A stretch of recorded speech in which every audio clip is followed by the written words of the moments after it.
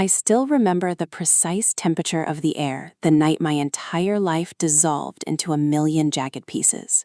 It was mid-October in a quiet suburb just outside of Chicago, that transitional time of year when the autumn chill starts biting through your jacket and the fallen leaves scrape across the asphalt like fingernails. I was 32, working as a senior logistics coordinator for a regional supply chain firm, a job that basically meant I spent 50 hours a week staring at spreadsheets and managing crises that other people created.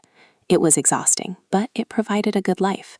It bought the 3-bedroom colonial house with the wraparound porch, the reliable crossover SUV parked in the driveway, and the quiet, comfortable existence I shared with my wife, Amanda.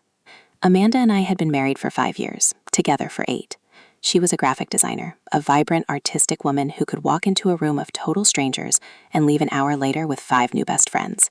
I was the anchor, the steady, predictable guy who made sure the mortgage was paid on time, the gutters were cleaned, and the coffee maker was programmed for 6:30 a.m. every single morning. We balanced each other out perfectly, or at least that was the narrative I'd sold myself for nearly a decade. We talked about starting a family, maybe upgrading the kitchen, taking that trip to Italy we'd been saving for. It was a standard, beautiful American blueprint. Then came Marcus. Marcus had been my best friend since our sophomore year at Ohio State. We were roommates in the dorms, bled scarlet and gray together on Saturdays, and navigated the terrifying transition into adulthood side by side. He was the kind of guy who lived life like he was constantly being filmed for a movie trailer. Charismatic, fiercely loyal to a fault, but utterly chaotic when it came to his personal life. While I climbed the corporate ladder, Marcus bounced from one marketing startup to another, always chasing the next big payday, always living just a little bit beyond his means. When his latest venture collapsed in a spectacular mess of lawsuits and unpaid debts, leaving him completely broke and evicted from his downtown apartment, I didn't even hesitate. I didn't consult a spreadsheet or weigh the pros and cons. I just called him and told him to pack his bags. Amanda was hesitant at first. She liked Marcus, but she valued our privacy. I remember sitting at our kitchen island, holding her hands, and telling her that if the positions were reversed, Marcus would give me the shirt off his back. I told her it would only be for a couple of months, just until he got back on his feet and landed a new gig. She eventually smiled, kissed my cheek, and said she trusted my judgment.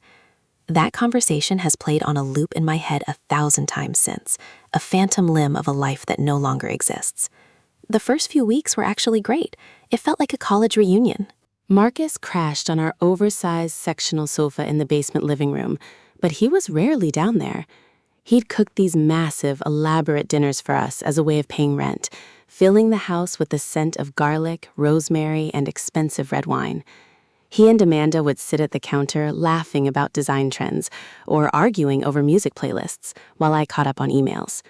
I felt a profound sense of pride seeing the 2 most important people in my life get along so famously. I felt like the luckiest man alive. But slowly, imperceptibly, the dynamic began to shift. The corporate office threw a massive, high-stakes supply chain overhaul at me, requiring me to travel to our distribution centers in Indianapolis and Grand Rapids twice a week. I was leaving the house at 4:30 a.m., driving through the pre-dawn fog, and returning late at night, utterly drained. Marcus, meanwhile, was working from his laptop, doing freelance consulting from our dining room table. He was there when Amanda woke up. He was there when she came home from her studio. I started noticing small things, the kind of subtle shifts you only catch when you know someone's baseline behavior inside and out. I'd walk into the kitchen, and their conversation would instantly drop an octave, or the laughter would suddenly stop, replaced by a polite, formal tone that felt entirely manufactured. Amanda started dressing differently around the house, trading her oversized sweatpants and college hoodies for silk loungewear and perfectly applied makeup, even on Sundays when we had no plans to leave the house.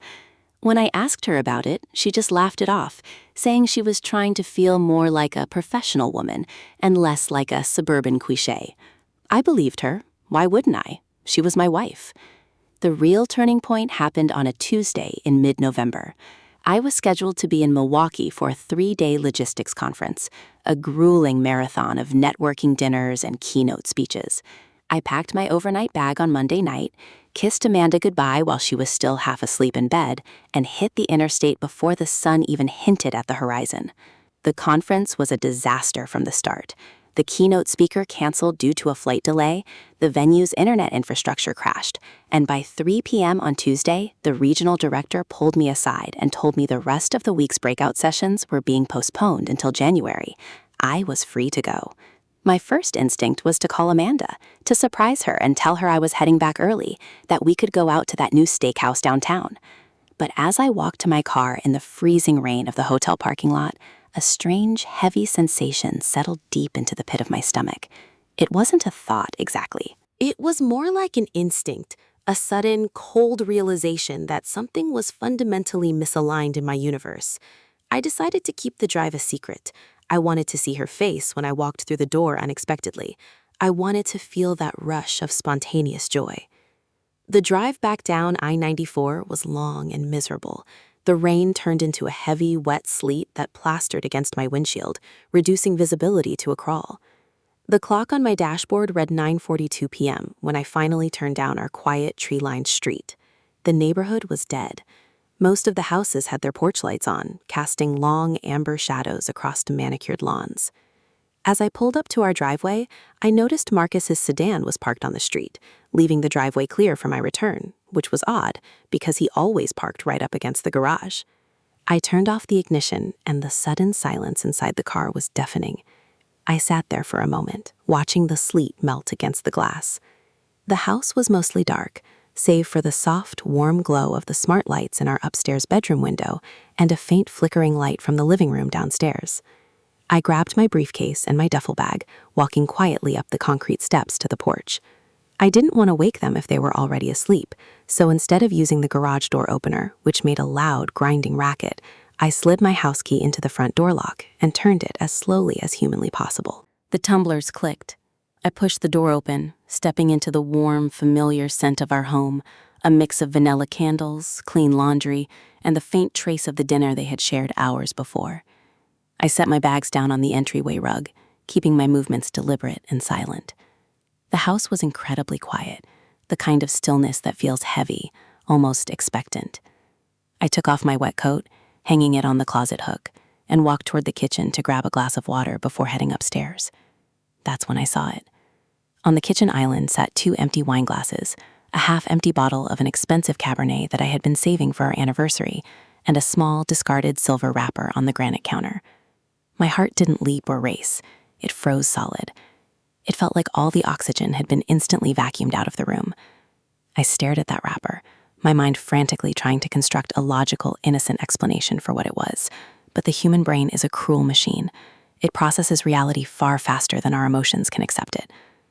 I walked toward the staircase, my footsteps muffled by the thick carpet. With every step I took up those stairs, the air grew heavier, colder. The door to our master bedroom was cracked open just an inch, a sliver of warm light cutting across the dark hallway floor. And then I heard it. It wasn't a sound of distress. It was a soft, familiar laugh, Amanda's laugh, but deeper, more uninhibited than I had heard it in years. It was followed by a low, murmured response in a voice that didn't belong to me, a voice I had known for over a decade. I reached out, my hand trembling so violently I could barely grip the brass doorknob. I pushed the door open. The door swung open with a sickeningly smooth silence, revealing a reality that shattered my world into 1,000 irreparable fragments. The scene before me was etched into my brain with terrifying high-definition clarity. The soft, ambient light from the bedside lamps cast long, twisting shadows across our plush white comforter. Amanda was sitting up against the headboard, her hair beautifully disheveled, wrapped in the silk robe I had bought her for her last birthday. Marcus was sitting on the edge of the mattress, his back partially turned to me, completely at ease in my home, in my room, in my life. The laughter died in their throats the exact microsecond the doorframe cleared. The physical reaction to a betrayal like that is something no one warns you about. Your chest doesn't just tighten. It feels like an actual physical iron fist clamping down on your lungs until your ribs creak under the pressure. The blood rushed to my ears with the roar of a jet engine, blinding me for a split second. Amanda's face went from relaxed and flushed to a ghostly, translucent white. her eyes stretched wide, reflecting a primitive, unadulterated terror as she looked at me standing there in my damp work clothes, holding nothing but the cold fury of a man who had just watched his entire existence burn to the ground. Marcus froze, his shoulders tensing, before he slowly turned his head to meet my gaze. For a long, agonizing winter of a moment, nobody spoke. The silence in that room was loud enough to split granite. "What are you doing here?" Amanda whispered, her voice cracking, a pathetic, trembling sound that infuriated me more than the sight of them together. It was such an absurd question, a desperate attempt by a guilty mind to shift reality, as if I were the intruder in my own home, as if my early return from a canceled conference was the actual crime being committed in that room. I didn't answer her. I didn't even look at her after that first, agonizing glance. My eyes locked onto Marcus, the guy I had shared a dorm room with, the guy I had pulled out of a financial gutter less than 2 months ago, the guy who had stood next to me at the altar as my best man, holding the gold band I placed on Amanda's finger. He swallowed hard, his jaw clenching as he slowly stood up from the bed, holding his hands up in a placating, cowardly gesture that made me want to rip the walls down. "Bro, listen," Marcus started, his voice low, trying to adopt that smooth, manipulative tone he used when a business deal was falling apart. "Let's just calm down and talk about this." It's not what it looks like. The sheer, unmitigated audacity of that phrase broke whatever fragile restraint I had left. I didn't yell. I didn't scream. The rage that took over was cold, heavy, and absolute. It was the kind of anger that hollows you out until you feel like a machine designed for a single purpose. I took 2 deliberate steps into the room, and Marcus instantly took a step back, his hip catching the edge of my dresser, knocking a small decorative tray to the floor. The ceramic shattered against the hardwood, the sharp crack echoing like a gunshot through the house. "Get out," I said. My voice didn't sound like mine. It was a low, guttural rasp, vibrating with a menace I didn't know I was capable of producing. "David, please," Amanda sobbed, pulling the comforter up around her neck as if it could shield her from the truth. "Please, let's just talk. We can explain." "You have 5 minutes to get your things and get out of my house, Marcus," I said, completely ignoring her, keeping my gaze anchored to his shifting, terrified eyes. "If you are still in this house in 5 minutes, I will ensure you leave in the back of an ambulance. I mean every single word I am saying to you right now." Marcus looked at me, weighing the odds, looking for any hint of bluffing or hesitation in my posture. He found none. He knew me well enough to know that the quiet, predictable guy had reached a breaking point where consequences no longer mattered. Without another word, he snatched his jeans and shirt from the armchair, shoved his feet into his shoes without tying them, and practically bolted past me into the dark hallway. I stood there, listening to his frantic, echoing footsteps down the stairs, the heavy thud of the basement door opening as he threw whatever clothes he had into his duffel bags, and finally, the violent slam of the front door that shook the entire frame of the colonial house. Then the silence returned, heavier and more suffocating than before. I slowly turned my head to look at Amanda. She was crying now, real, messy, ugly tears that smeared her makeup across her cheeks. She looked small, desperate, and entirely unrecognizable. This was the woman I had built a life with, the woman I dreamed about growing old with on this exact suburban street. Now she looked like a stranger wearing my wife's skin. "David, I am so sorry," she stammered, her hands shaking as she reached out toward me, stopping short when she saw the look of utter disgust on my face. "It was a mistake. It just happened. You were gone so much and I was lonely and he was just here. It didn't mean anything. I swear to God it didn't mean anything." The loneliness excuse felt like a physical slap in the face.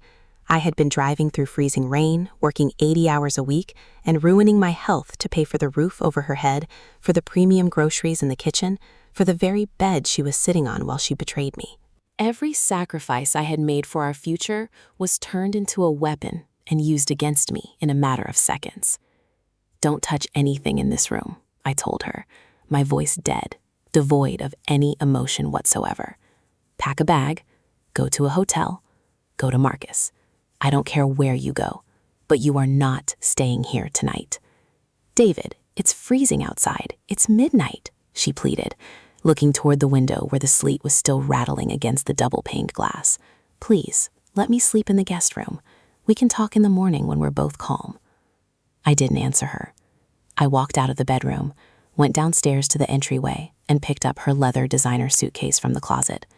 I walked back up the stairs, threw the empty suitcase onto the floor at the foot of the bed, and walked away. I went down to the kitchen, poured the remaining half bottle of Cabernet down the drain, watching the dark red liquid swirl away into the stainless steel sink, a perfect metaphor for the last 8 years of my life. 20 minutes later, I heard her coming down the stairs, her boots clicking softly against the wood. She paused at the bottom of the steps, looking toward the kitchen where I stood with my back to her, staring out the window into the dark, wet backyard. She waited, hoping for a reprieve, a sign, a tear. Anything that indicated a negotiation was possible. When I didn't move or acknowledge her existence, I heard her take a deep, shaky breath, open the front door, and step out into the freezing October night. The click of the lock behind her felt like the final period at the end of a long, tragic chapter.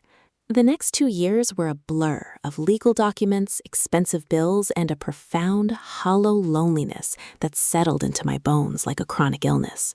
The divorce was a brutal, clinical extraction.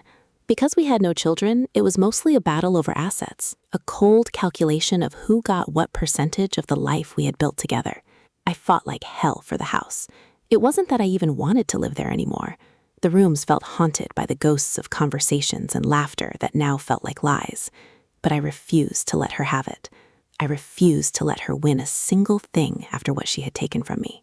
In the end, I kept the house, but I had to buy out her equity, a financial hit that wiped out a significant portion of my savings and forced me to take out a second mortgage.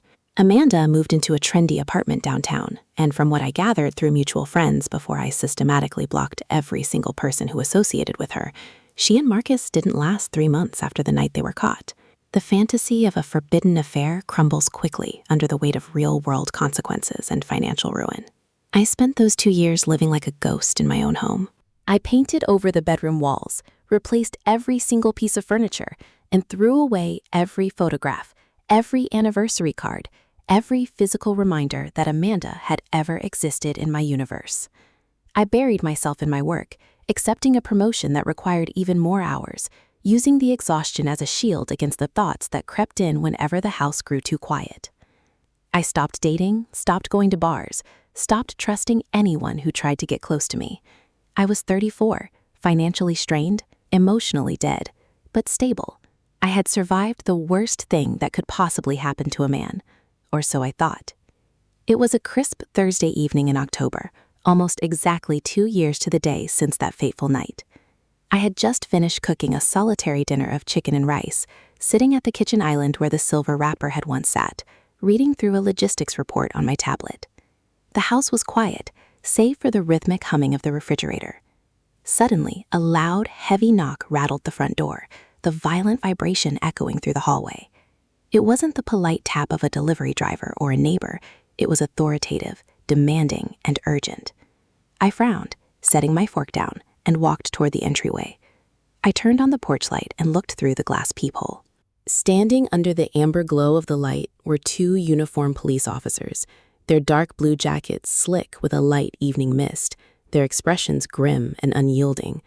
Behind them on the street, the flashing blue and red lights of a parked squad car painted the autumn leaves in brilliant, chaotic colors. My heart, which had remained steady and numb for 2 long years, suddenly gave a violent, panicked hitch. I stood motionless behind the heavy oak door, my hand hovering centimeters away from the deadbolt. The rhythmic, urgent strobe of red and blue lights sliced through the frosted glass panels of the entryway, throwing jagged shadows across the hardwood floor, where Amanda's suitcase had sat 2 years ago. A strange, metallic taste flooded my mouth. I hadn't done anything wrong. I was a guy who went to work, paid his taxes, bought his groceries, and spent his weekends completely alone trying to forget the past. Yet, looking at the silhouettes of 2 police officers standing on my porch, a primal, irrational guilt flared up in my chest. I unlocked the deadbolt and pulled the door open, a cool blast of October air rushing past me into the warm hallway. David Vance? The officer on the left asked. He was a broad-shouldered man in his late 40s, his face weathered and hardened by years on the suburban beat. He kept his right hand resting naturally, but deliberately, near his duty belt. The younger officer, standing slightly behind him, had his notebook already flipped open. "Yes, that's me," I said, my voice steadier than I felt. "Can I help you, officers?" "Mr. Vance, I'm Detective Miller, and this is Officer Harris," the older man said, pulling a leather wallet from his breast pocket to briefly flash a gold badge that caught the strobe of the police cruiser. "We need to ask you a few questions regarding Amanda Vance." My breath caught in my throat. Hearing her name spoken aloud by a stranger, by a police officer no less, felt like a physical blow to the solar plexus. It was a name I had spent 24 months trying to expunge from my vocabulary, a word that carried enough radioactive grief to ruin my entire week if I let it slip into my thoughts. "We're divorced," I said quickly, my tone hardening as the defensive walls I'd built over the last 2 years slammed back into place. "We haven't lived together or spoken in exactly 2 years. If she's in some kind of trouble, you need to contact her apartment downtown. I don't have anything to do with her life anymore." Detective Miller didn't look surprised by my reaction. He simply nodded, his expression remaining flat, professional, and entirely unreadable. "We are aware of the divorce, Mr. Vance, but we still need to speak with you. May we come inside? It's a matter of some urgency." Every instinct in my body screamed at me to close the door, to tell them to talk to my lawyer, to keep the messy, chaotic outside world from bleeding back into the fragile sanctuary I had built for myself. But the sheer authority in the detective's eyes left very little room for negotiation. I stepped aside, gesturing toward the interior of the house. "Just the living room, please," I muttered, closing the heavy front door behind them, shutting out the cool night air, but trapping the flashing emergency lights against the window blinds. The 2 men wiped their boots politely on the rug and followed me into the living room. The space was completely different from when Amanda lived here. The colorful, artistic decor she had chosen was gone, replaced by minimalistic leather furniture and bare, dark gray walls. It looked like a model home, devoid of personality, devoid of risk. I didn't offer them a seat, and they didn't ask for one. They stood in the center of the room, looking around with practiced, analytical eyes that seemed to take inventory of my entire existence in a matter of seconds. "Mr. Vance, when was the last time you had any contact whatsoever with your ex-wife?" Detective Miller asked, pulling a pen from his uniform pocket. I swallowed hard, crossing my arms defensively over my chest. "The night of October 14th, 2 years ago. The night I kicked her out of this house. We communicated strictly through our attorneys during the divorce proceedings." I haven't seen her face, heard her voice, or received a text message from her since that night. I blocked her number, her email, and every single social media account. "And Marcus Vance?" Miller asked, looking up from his notepad. "Marcus Albright, I mean. Your former friend." A cold spike of adrenaline shot up my spine. "Why are you asking me about Marcus?" "Just answer the question, please, sir," Officer Harris chimed in, his tone polite but firm, his pen poised over his notebook. "Same answer," I said, my heart starting to hammer against my ribs like a trapped bird. "I cut him off the exact same night. I haven't spoken to him, I don't know where he lives, I don't know what he's doing, and frankly, I don't care if he's dead or alive. What is this about? Did something happen to them?" Detective Miller took a deep breath, looking down at his boots for a brief second before locking his eyes onto mine. His next words didn't just shock me, they fundamentally shifted the ground beneath my feet, making the room tilt violently. "Mr. Vance, earlier this morning, a highway department crew doing routine maintenance found a vehicle submerged in a deep retention pond off the interstate, about 15 miles north of here. The vehicle had been in the water for a very long time. It was a silver sedan registered to Marcus Albright." I stared at him, my mind spinning out of control, trying to process the information. Marcus's car, a retention pond? The image of the silver sedan parked on my street the night of the betrayal flashed through my mind. Inside the vehicle, the forensics team recovered human remains, Miller continued, his voice dropping an octave, delivering the news with a practiced, clinical detachment that made it feel even more horrific. "Based on the identification found in the clothing and preliminary dental matching, the remains have been identified as Marcus Albright, and the second individual in the passenger seat has been identified as Amanda Vance." The room went entirely white. The sound of my own breathing became incredibly loud, a ragged, gasping noise that sounded like someone drowning. I felt my knees give out slightly, and I had to reach out and grip the back of the leather armchair to keep from collapsing onto the floor. Amanda was dead. Marcus was dead. They had been dead this whole time. They've been in a pond? I stammered, the words tasting like ash in my mouth. For 2 years? According to the medical examiner's initial assessment, the state of decomposition matches the timeline of their disappearance, Miller said, watching my reaction with a terrifyingly intense focus.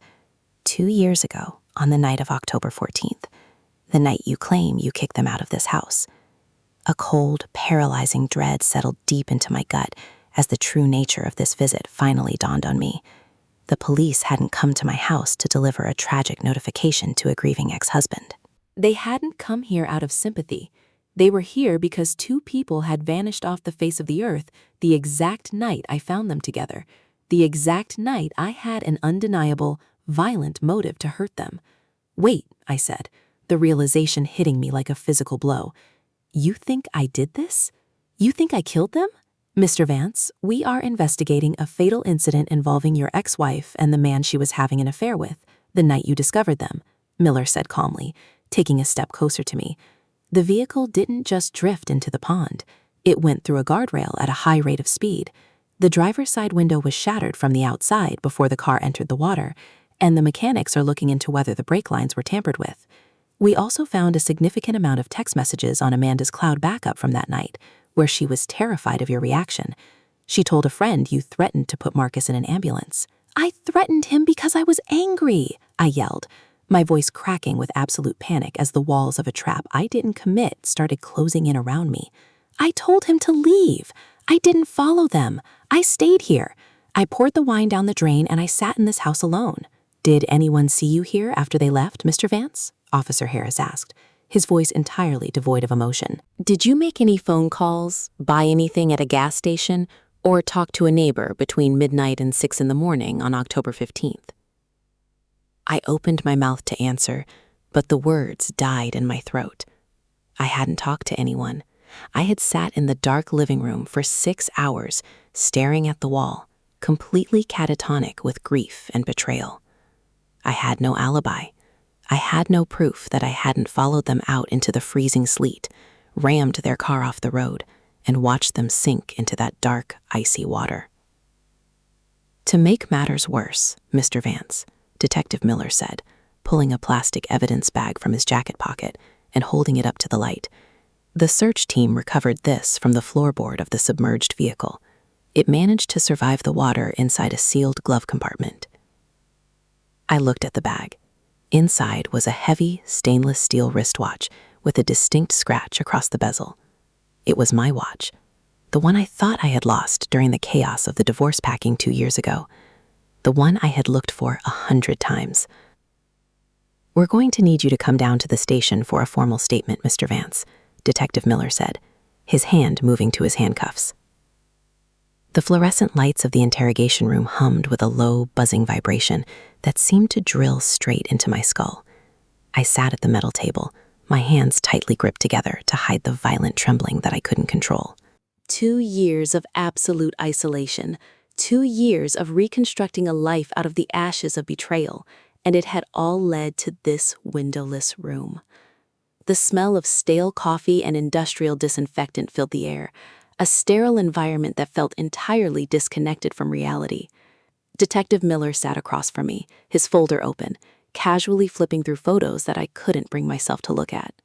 Officer Harris stood near the heavy steel door, his arms crossed, watching me like a hawk waiting for a mouse to make a wrong move.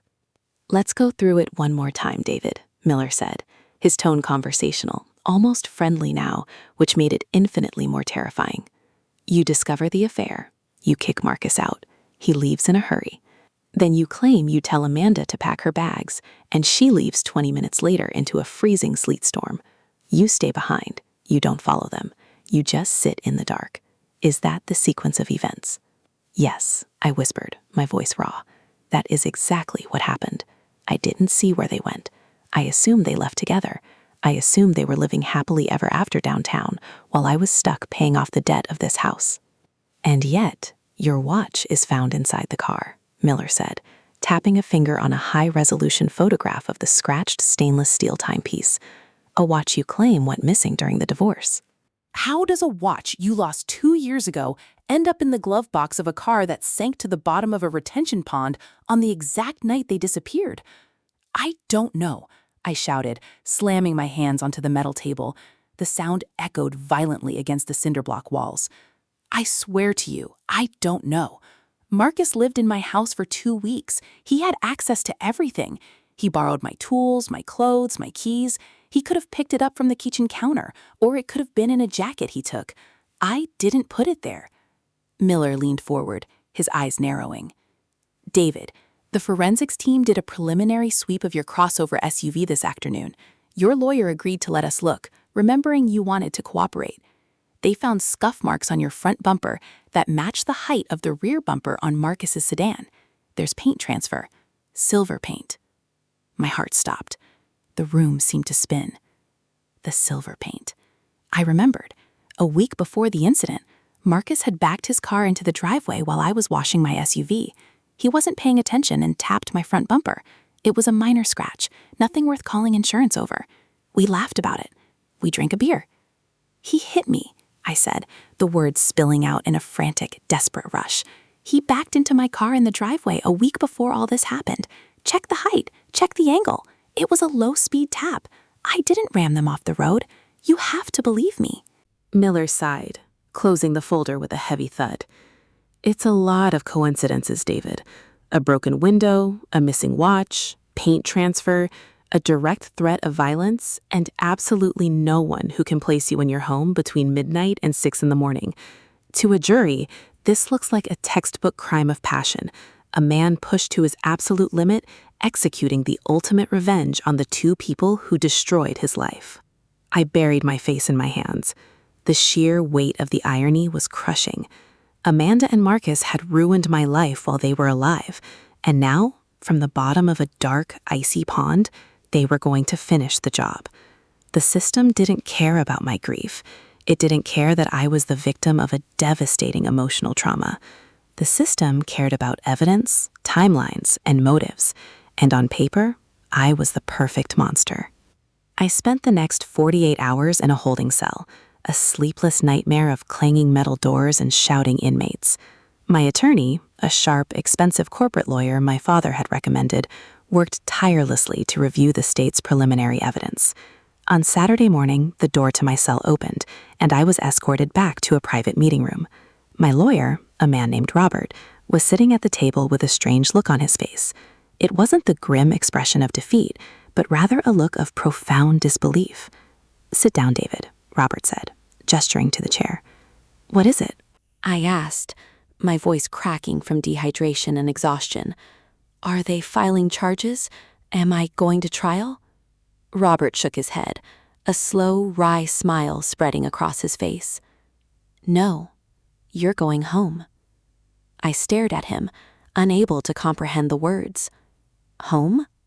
How? What changed? The state's mechanics finished their inspection of the vehicle's black box and the mechanical components, Robert explained, leaning back in his chair. The brake lines weren't tampered with. They thought they were, but it turned out to be corrosion from 2 years underwater. More importantly, the vehicle's event data recorder, the black box, captured the final 30 seconds before the crash. The speed, the steering angle, the brake application. I held my breath, waiting for the catch. There was no second vehicle involved, David, Robert said softly. The data shows Marcus was driving at 85 miles per hour in a 35 mile per hour zone in a blinding sleet storm. He didn't lock up the brakes. There was no impact from behind.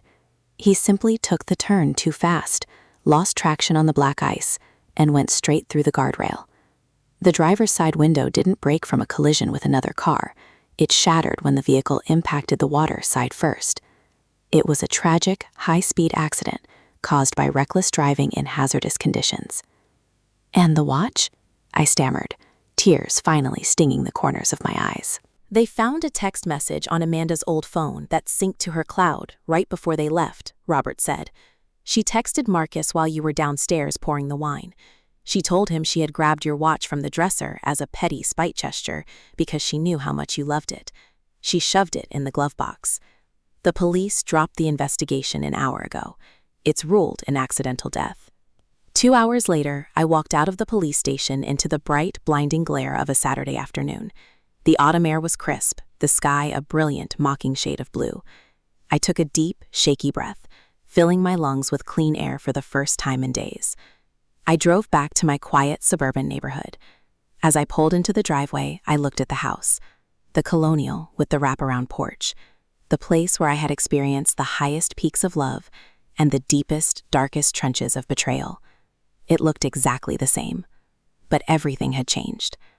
I walked inside, the heavy oak door clicking shut behind me. The silence was still there, but it no longer felt heavy or suffocating. It felt empty. I walked into the kitchen, poured myself a glass of water, and looked out the window at the fallen leaves scattering across the backyard. Amanda and Marcus were gone, their lives cut short in a flash of speed, panic, and icy water on the worst night of our lives. They had spent the last 2 years in the dark, while I had spent the last 2 years living like a ghost, punished by a ghost story of my own making. The anger was gone. The resentment, the burning desire for vindication, the lingering pain of the betrayal, it had all been washed duality of their fate. There was no joy in my freedom, only a profound, sobering clarity. I had been given a second chance at a life that I had spent 2 years wasting on regret. I set the water glass down, walked into the living room, and opened the blinds, letting the warm afternoon sunlight flood the dark space. For the first time in 2 years, I wasn't looking back. I was just looking forward.